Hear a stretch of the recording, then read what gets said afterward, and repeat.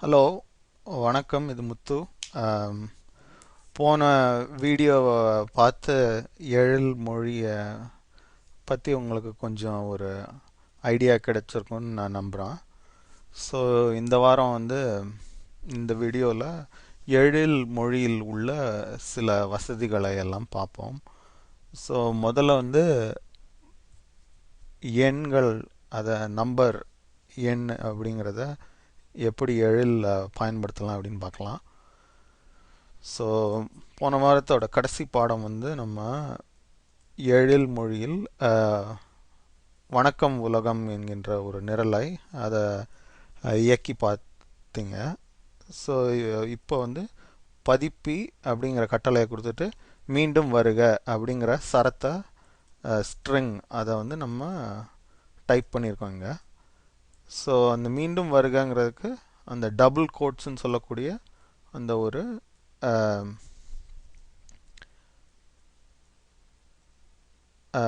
Quotation மார்க்ஸை நம்ம அங்கே கொடுத்துருக்கோம். ஸோ அதை தான் சரம் ஆகும் எழில் மொழியில். ஸோ இதை இப்போ நம்ம இயக்கி பார்க்க போகிறோம். நிரலை இயக்குங்கள் என்ற அந்த பட்டனை அழுத்தினா அது நமக்கு அந்த எழில் மொழி அந்த சர்வர் கூட கனெக்ட் பண்ணிவிட்டு அந்த வெளியீடை கொடுக்கும். உங்கள் ப்ரோக்ராம் கரெக்டாக இயக்கிவிட்டது. ஸோ கங்க்ராச்சுலேஷன்ஸ், அந்த கோப்பை காட்டுகின்றது. இந்த இடது பக்கத்தில் அந்த நீங்கள் அனுப்புன உங்கள் நிரலையும் காமிக்கின்றது. அந்த லைன் நம்பரும் பார்க்கலாம். 4வது வரியில் உள்ள ஒரே ஒரு கட்டளை மட்டும்தான் இந்த நிரலில் உள்ளது. ஸோ அதை இயக்கிட்டு மீண்டும் வருக என்கின்ற அந்த அவுட்புட்டை உங்களுக்கு பச்சை நிறத்தில் பார்க்கலாம். ஸோ இது ஒரு ரீகேப், போன வாரம் என்ன நடந்தது என்கின்றதை உங்களுக்கு ஒரு நினைவுக்கு கொண்டு வரும்படி உருவாக்கி உள்ள இந்த நிரல்கள். ஸோ அடுத்து இந்த வார பாடம் என்னென்னா இரண்டு எண்களை, அதாவது எழில் மொழியில் எப்படி கணிதம் செய்யலாம். அதாவது நீங்கள் எழில் மொழியில் எப்படி எண்களை எடுத்து அதை கூட்டுதல், கழித்தல், பெருக்குதல், பிரிவு செய்தல், அதெல்லாம் எப்படி பண்ணலாம் அப்படின்னு நம்ம பார்க்க போகிறோங்க. ஸோ கணினி மொழிகளில் நம்ம என்ன ஒரு முக்கியமான அம்சம் என்னால் ஸ்டேட் என்று சொல்லக்கூடிய ஒரு அந்த நிலை. அதாவது இப்போ நீங்கள் ஒரு வீட்டில் கதவை திறந்து விட்டு உள்ளே செல்கின்றீர்கள். ஆனால் கதவை மூடாவிட்டால் வேறு யாரும் உங்கள் வீட்டுக்குள்ளே வந்துடலாம். ஸோ அதாவது அந்த கதவு திறந்திருக்கும் நிலை ஓப்பன், அதாவது கதவு திறந்திருக்கு, கேட் திறந்திருக்கு அப்படின்னு சொல்கிற மாதிரி அந்த ஸ்டேட், அதாவது கதவை நீங்கள் திறந்து விட்டால் அது திறந்தபடியே தான் இருக்கும். யாராவது போய் அதை மூடணும், அல்லது அது வரைக்கும் அது திறந்தே தான் இருக்கும். அது போலவே இங்கே கணினி மொழியின், அதாவது நிரல் மொழிகளின் ஒரு அம்சம் என்னது என்றால், அது கணினிக்கு உள்ள அந்த உங்கள் நிரலின் நிலையை, அதாவது அந்த ஸ்டேட்டை அதை பராமரிக்கும். ஸோ அந்த பராமரிக்கும் அந்த நிலையை பொறுத்து உள்ளது தான் அது ஸ்டேட் எனக்கூடியது. ஸோ இப்போ நம்ம ஆங்கில் கூறப்படுகின்றது, அதை நீங்கள் இந்த விக்கிபீடியாவிலிருந்து பார்க்கலாம். ஸோ இப்போ எழில் மொழியில் ஸ்டேட் என்பதை எப்படி நீங்கள் கூறலாம்? அது எப்படி என்றால் ஒரு மாறியின் மூலம். ஸோ மாறி என்பது ஒரு கோப்பு, அதாவது அது ஒரு எதை வேண்டும் என்றாலும் அதை பெற்றுக்கொள்ளலாம். ஸோ இப்போ நம்ம மாறி என்பது ஒரு பெயர் என்பது ஒரு மனிதருக்கு உள்ள மாறி. ஸோ இப்போ பெயர் என்ப ஒரு மாறியை நம்ம உருவாக்கலாம்.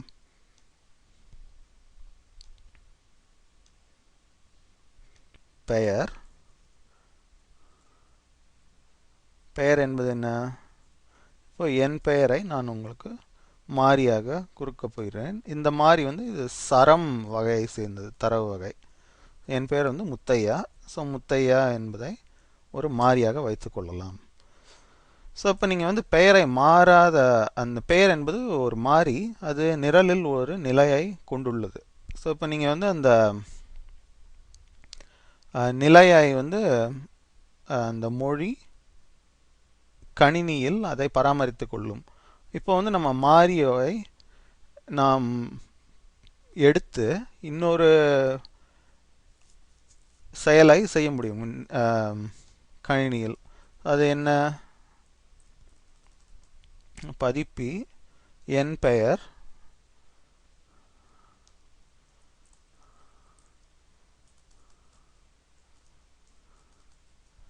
இங்கே என்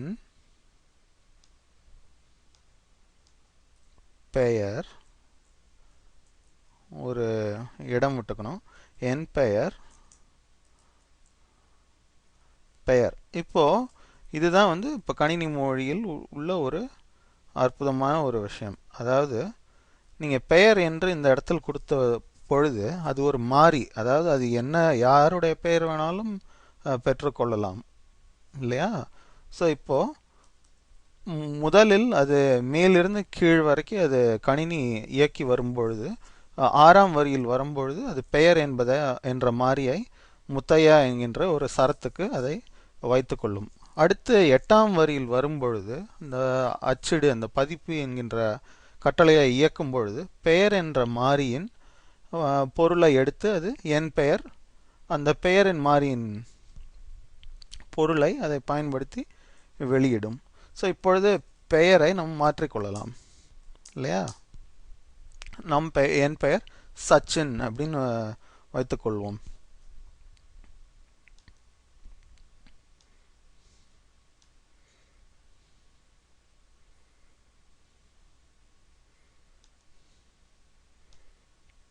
சச்சின் இல்லையா? ஸோ இப்போது நீங்கள் திருப்பி அதே 8ஆம் வரியில் உள்ள கட்டளையை 11ஆம் வரியில் இயக்கினால் என் பெயர் அதே கட்டளை தான், ஆனால் பெயர் என்ற மாறியின் நிலை மாறிவிட்டது. அதாவது 10ஆம் வரியில் அந்த பெயரின் நிலை சச்சின் என்ற புது நிலைக்கு, புது சரத்திற்கு மாறிவிட்டது. அப்போ என்ன ஆகும் என்றால், கணினியில் 6ஆம் வரியில் நம்ம அந்த பெயரின் நிலையை முத்தையா என்று வைத்து கொண்டிருக்கும் பொழுது அந்த இடத்தில் கணினி நிரல் மொழி சென்று அந்த முத்தையா என்ற பெயரை அழித்துவிட்டு சச்சின் என்ற புது பெயரை அதை உருவாக்கி அதை பெற்றுக்கொள்ளும், அந்த மாறி, அந்த பெயர் என்கின்ற மாறி. ஸோ இப்போ நம்ம இந்த நிரலை இயக்கி பார்க்கலாம், கணினி என்ன சொல்வது என்பதை பார்ப்போம்.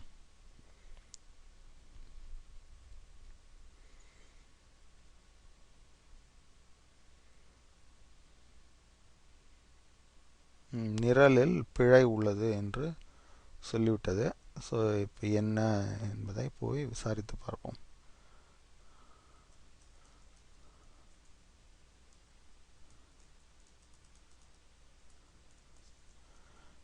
ஓகே, அது பதிப்ப என்பது ஒரு தப்பான கட்டளை. ஸோ அதாவது அதைத்தான் நாம் இங்கே பார்க்கிறோம்.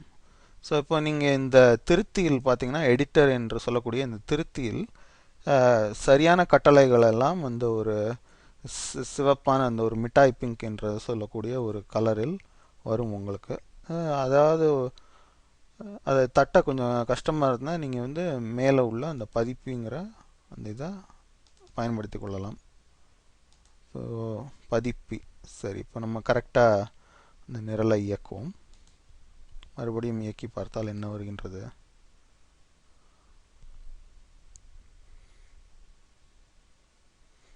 உங்கள் நிரல் கரெக்டாக